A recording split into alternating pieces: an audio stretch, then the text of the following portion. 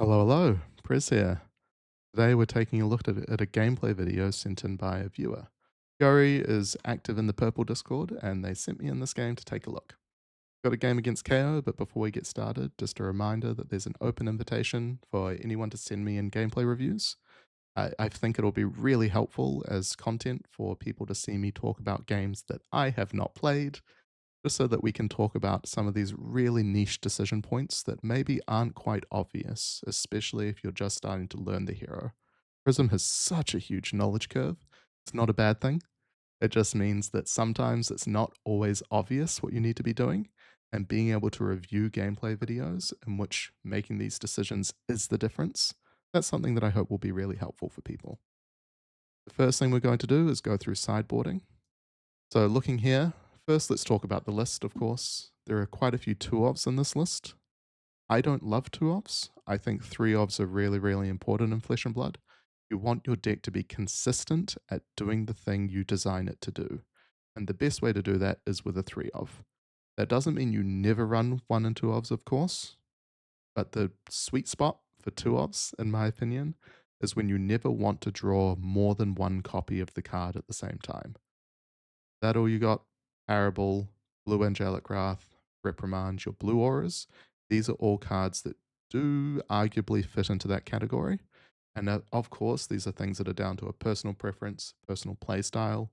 It's completely defensible to run 2 copies of all of these cards. Into KO, I don't think presenting Library is a good play, just because it represents such a huge tempo loss in a lot of situations. The only other slot to consider are these red triumphs. Keeping them in against KO is quite a good play a lot of the time. They're very, very strong. KO's hero power means they run a lot of 5s, and most importantly, means they don't run a lot of 7s. For the most part, I would be expecting 3 to 6 7 power cards in KO, usually swing big, and sometimes red agile windups. Sometimes, very rarely, red assault and batteries, but those are a bit of a niche choice. That all you got? Again, this is also something that I would consider keeping in just for pulping. KO, not every KO runs pulping, but if you are able to get a that all you got in Arsenal, it's only ever 3 value.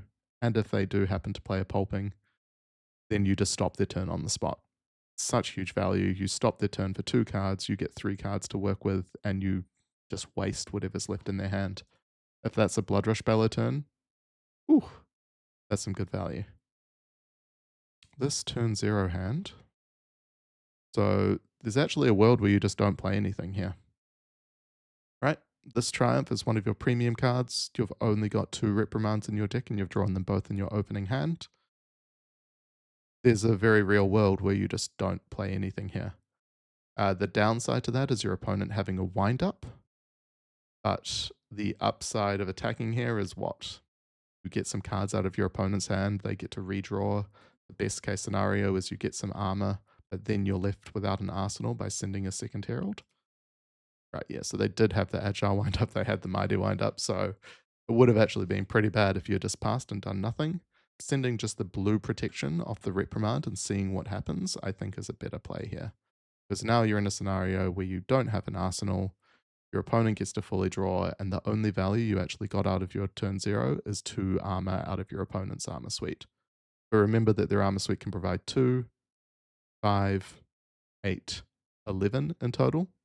Getting 2 value isn't nothing, but it's also not the greatest, when instead you could have a reprimand in arsenal and a herald in hand. This claw, very obvious that they're going to discard something. There's a red wind up. That gives us more information. But here, this hand doesn't really do anything. So let's talk about what this hand does. If your goal here is to send a herald, there are 3 things you should always be considering when you send a herald with Prism. Or rather, 3 things you should be considering before you commit to any line as Prism. If you're playing a herald, what are the possible outcomes? Do you get popped? Do you get no blocked? Or do you get blocked and not popped? The secret fourth scenario is you do get blocked and popped, which does actually come up sometimes when your opponent wants to play around Halo and or Reprimand. but it's an incredibly niche thing that just it doesn't happen often. But for the most part, what does this hand do? What if you get popped? Well, you have no blue, so you pitch a second card and pass. That's not great. What happens if you don't get popped? Well, if you get blocked out, you send a second herald and you probably get blocked out on that one too.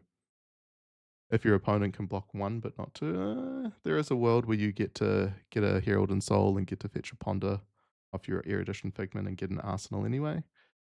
Good display Parable and Arsenal Herald. Not terrible. It gets you one life here. But looking at this hand, your opponent has sent 9. They're not going to have an Arsenal. They've set up their tokens. There is most definitely a world where you just preserve life. And I quite like just putting your 3 Heralds in front of their Claw and Strength Rules All here and chucking that Parable and Arsenal. Instead, taking 9, see what happens on your turn. Oh, okay. This is one of the things that is also really important to think about, which is that what does this Herald of Erudition do here? It sounds really simple, but an important rule is if your cards aren't going to do anything, don't play them. What does this Herald of Erudition actually do? Your opponent has a popper, it does nothing, and you have the choice of pitching to Footsteps and passing with 0 offensive value presented, right? You get 1 card out of your opponent's hand. That's not good enough. If it doesn't get popped, your opponent has 1, 2, 3 pieces of 2 block armor left. Your opponent could block this entirely on armor if they wanted to, right? Which means that because you don't have access to a Wrath, there's no world in which this Erudition actually gets value. So if there's no world where this Erudition is good if it gets popped, and no world where this Erudition is good if it doesn't get popped, because your opponent just has armor available, don't play it. There's no world where playing this Erudition is good, right? So why bother? And I mean, like, again, this leans more into how just blocking 9 on this hand, completely acceptable. You would be on 32. You wouldn't have taken any damage. You would have had more life to play with later when you need it. Yep, here's a swing big. Can't do anything about that. Only punish here, I think, would have been if your opponent put exactly a 6 and nothing else in front of it, right? Because then you would have been able to halo for triumph. Even then, you would have been reliant on drawing. Oh, yeah, you don't have any reds in your deck. So you would have been able to draw a yellow off the top. Non would have had to be a light yellow. Guarantee getting Soraya, drawing 2 more, getting a 3rd attack in. But so again, the only world in which there's a good outcome for you on that line is if your opponent blocks with a 6. That's it. They block 2 to 3 on a 6. You leak a little bit of damage through. But in that case, they block with an 8. You get no value. They block with a 7, you get no value. If they don't block you, you should be really worried about what they're sending back. And if they just put armor in front of it, you can't punish that. As the KO player, having access to an 8, very, very lucky. But if they didn't have access to an 8, putting 5 armor or 3 and 2 would have been perfectly fine. You would have had a terrible time regardless, right? So, is what it is. Let's move on. Yeah, you got a Parable in Arsenal off a Wild Ride. Yep, hits a blue 6. Right, coming 6 go again. All right, so the worst case scenario there would have been riled up. 1 for 5 blue, but here it's just going to be Claw, so it's another 9 damage. Playing, yep, Parable here is good. Passing right the line, chucking Arclight and Arsenal. The problem is just that you've only got 14 life, and because we had that turn earlier where you could have maintained your life total just by blocking 9, and we didn't do that, you're now on 14 instead of 23. And that life total difference here is really, really impactful when your turn is play 2 auras and pass.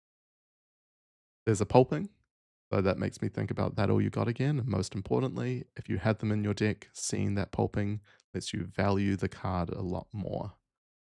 You know now that it's likely that you're going to be hit with a pulping, meaning that all you got gets a lot more value in the arsenal. Yeah. Blocking 6. Yeah. I mean, like, because you've got a passing margin play, it's strictly better to hold the Herald of Ravages, but again, that's just very, very small percentage points because your opponent has, 7 block on the fridge regardless. It's not going to make much of a difference here. Yep, they just throw. Don't get intimidated.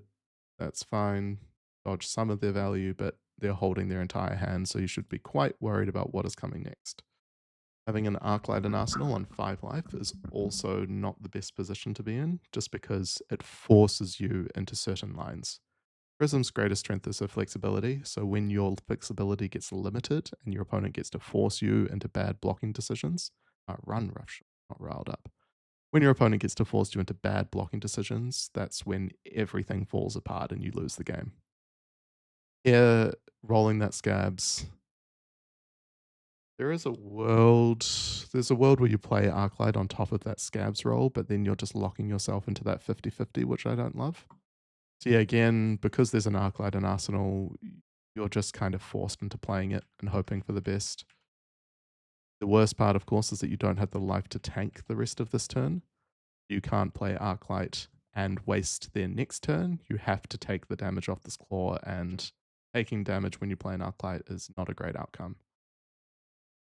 But your hand doesn't really block. It blocks 8, 9 with footsteps in total, right? You just don't really have much of a choice. Just put footsteps in front of it, pitching Passing Mirage, being able to play Arclight off 2 more yellows. This is fine, but again, taking damage when you play an Arclight is not great. I'd rather not be in this position in the first place. You're on 5 life. You should most definitely be holding the Soul Shield here. Your opponent is going to try and kill you. Chucking another Arclight in Arsenal just locks you into the exact same decision making next turn, except you've only got 2 life instead of 5. I think holding the Soul Shield would have been a much better play there. Right, and you've drawn 2 no blocks, one of which is Library, meaning that you're basically reliant on Halo to get yourself out of this situation. Uh, your opponent's coming in for 5 here. There's no go again, so there's going to be a wind up discard on this chain link. Halo here, you don't necessarily need a Figment, you just want to filter your hand into blocks here. There's a very real world where you just pitch the Figment to Halo and put your Library into Soul, because again, you are going to be blocking with everything you can. You just want to maximize block value. And if you're left in a position where you're holding the library, you just can't clear it. And you're going to IP yourself once again with this card that just cannot do anything in your hand. Cut the losses, get rid of the library, see, some tiny percentage chance of winning this game. Could actually play Arc here, but no. But here you've got 2 floating, right? So you just put footsteps in front, not vestige. Yeah. So I mean, like, it doesn't really matter at this point, but there's no reason not to put vestige in front of this. But again, pitching the no block in your hand and using Halo to cycle the other no block and try to increase the overall block value of your hand, I would say that leads to a better scenario overall. This library having to stay in your hand, having that Arclight and Arsenal, again, you just don't have the life total to be able to make the decisions you make. You're forced into this line to not die. You have no block value left. You're IPing yourself again if you get another turn, but this popping means you don't. Yeah, so we talk a lot about how individual small decision points matter so much in Prism. And this game is actually a really good example of why that is. Where we talk about how back in the sideboarding stage that choosing to present auras into Kayo, perfectly fine. You can present the plan that works best for you. I prefer presenting aggro into KO, but both plans can work, especially if they don't run Scabskin Leathers. On the Aura plan, you could consider running Gambler's Gloves, just as a way to tilt the odds of Scabskin slightly in your favor. If I was on a list that was trying to actively loop and was trying to, or rather, my main plan to KO was to play auras and try and loop them, I would strongly consider running Gambler's Gloves in the sideboard. But again, the decision to leave behind your red triumphs, fine when you're playing auras, but leaving behind your that all you got, leaving your library in. We saw the impact these decisions had on your game. Turn 0, the impact of not of playing your triumph over your blue prot. There's no reason not to play your blue prot here, right? They would have got to discard an agile wind up and they would have been able to come in with go again Blood Rush Bellows. But there's no way to know that, right? This is results oriented thinking. It's really important not to let the results of your decisions be the decider in if that decision was correct or not. Here, in most scenarios, either throwing the blue protection or doing nothing are what I think is the correct line. Going first is correct. Playing auras, getting any of them down turn 0 is such a high roll. But in this case, you're just trying to set up. You're just trying to give yourself the best turn 1 possible while giving your opponent the worst turn 1 possible. And in this scenario, you cycling your hand of 2 no blocks and 2 heralds in a matchup where you're trying to play auras is probably going to be better than letting your opponent cycle their much more consistent deck. Holding this reprimand, getting one of those in arsenal just opens up so many options for you. Yep, again, the second turn, just block 9, chuck Parable in arsenal. What could go wrong? But if we even think about what happens, like if you just pitch a reprimand to prot, get popped, put a reprimand in arsenal, hold triumph. So you have 3 cards instead of 4, so you would have hit Parable, Erudition, Judgment with a reprimand in arsenal and a triumph in hand. And all of a sudden, that hand is a lot more defensible to hold. Because you have the combination of Herald of Triumph and Celestial Reprimand, even a swing big does not stop you, right? They put a swing big in front of it, it's a 7 power from Triumph's effect, Reprimand brings it down to a 5. Your Triumph hits. All of a sudden, you've got a Herald hitting, you get access to an Angel, you get your Ward 4, and the snowball value starts to happen. That's what you have to do against Kayo. You need to snowball value, regardless of if you do that through auras or heralds. After that, you would have had what? You've got 3 yellows. So, I mean, the best case scenario is they don't have a swing big, and you get to play the Triumph, don't need to reprimand it, and then you get to play a second herald with reprimand backup. If they have an 8, you can guarantee it hits. If they have a 7, guarantee it hits. If they have a 6, they have to block with 2 cards and you're happy with the outcome anyway. With this hand, just chucking 3 heralds down, chucking a parable in arsenal, preserve your life total when you have the opportunity to do so. Yep, we talked about this erudition. It's not good in the scenario. When your eruditions aren't good, just don't play them. Nice and simple. Parable in arsenal, double aura here. Very, very good line. Nothing to say about that. Double aura with parable passing. Strong play. Chucking the Arclight in arsenal, perfectly fine. But again, it just comes down to did you have the life to play with? And in this case, you do not. Throwing the second Arclight again, we talked about how pitching Arclight over Soul Shield would have been quite good. Just to give yourself access to more defensive options the next turn when you're on, 2 life. And drawing library here is the final nail in the casket. But even here, remember that you could have haloed, pitched erudition, put library into soul. You wouldn't have got your hero power, but at the end of the day, does getting an angel and pitching to awaken it and spending 2 cards from your hand, get 4 ward in play, does that really save you here? Probably not. Just get the 2 no blocks out of your hand, dig for 9 block value. You do have a parable in play, which means there are worlds in which you survive this turn. And on these last turns, having the Arclights in arsenal, you can see how that's so limiting. Having a Soul Shield there instead would have just opened up so many more defensive options.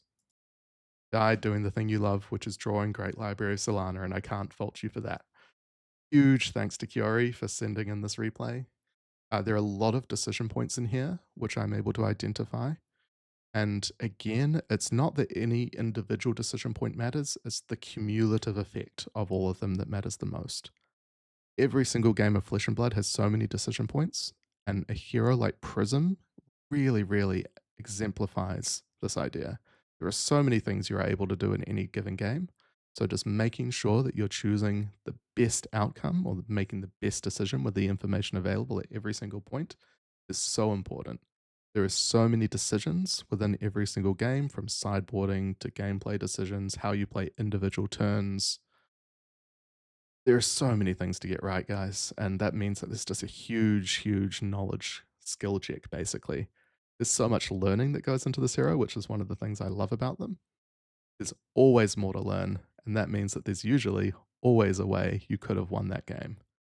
And in this game, to have a chance of winning, I think we would have had to go back and change the sideboarding plan to get rid of the library, bring in those that all you gots, consider the red triumphs a little bit more strongly, and again, just play a bit more defensively when you're able to do so, learning when to preserve your life total, learning when to identify if your cards are good or not. It's just all these little things that stack up over the course of the game. You know, your first decision led to having library in the scenario. Deciding not to block cost you 9 life and was the difference between being on 14 or 23 when you took damage to play a double aura turn. Putting the Arclight in Arsenal for the second time over the Soul Shield. There are so many things that all add up. But regardless, huge props. It's not easy to send your recordings in for other people to review, so I really, really appreciate it. If other people want to do this, I'm again more than happy to review gameplay that you send in. I'm happy to roast you. I'm happy to be nice or mean, whatever y'all desire. And thanks for tuning in. I'll see you next time. Cheers.